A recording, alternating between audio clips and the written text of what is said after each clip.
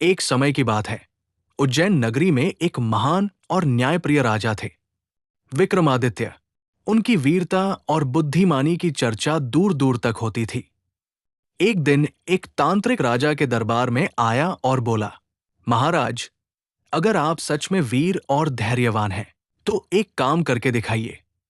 श्मशान के पास एक पेड़ पर एक बेताल प्रेत उल्टा लटका हुआ है, उसे मेरे पास ले आइए।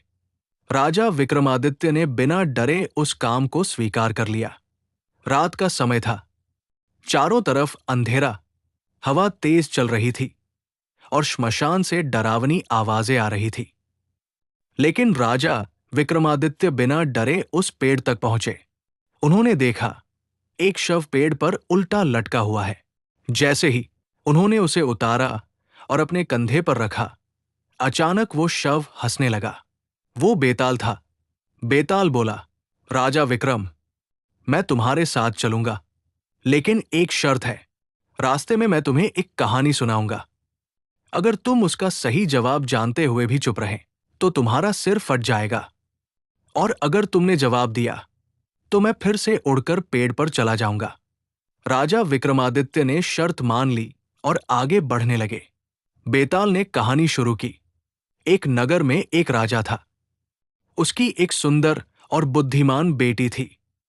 एक दिन उस राजकुमारी से 3 अलग अलग युवकों ने विवाह का प्रस्ताव रखा।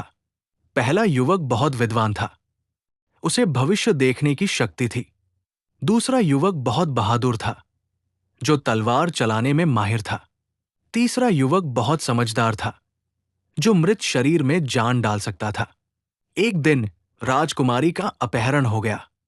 पहला युवक अपनी विद्या से पता लगा लिया कि वो कहाँ है। दूसरा युवक वहां गया और राक्षस को मारकर राजकुमारी को बचा लाया, लेकिन तब तक राजकुमारी मर चुकी थी। फिर तीसरे युवक ने अपनी विद्या से उसे फिर से जीवित कर दिया। अब बताओ, राजा विक्रम, राजकुमारी का असली पति कौन होना चाहिए? राजा विक्रमादित्य कुछ देर चुप रहे, फिर बोले, जिसने राजकुमारी को जीवित किया, वो तो उसके पिता के समान है, क्योंकि उसने उसे नया जीवन दिया। जिसने उसका पता लगाया, वो सिर्फ जानकारी देने वाला है, लेकिन जिसने अपनी जान जोखिम में डालकर उसे बचाया, वही उसका असली पति होना चाहिए।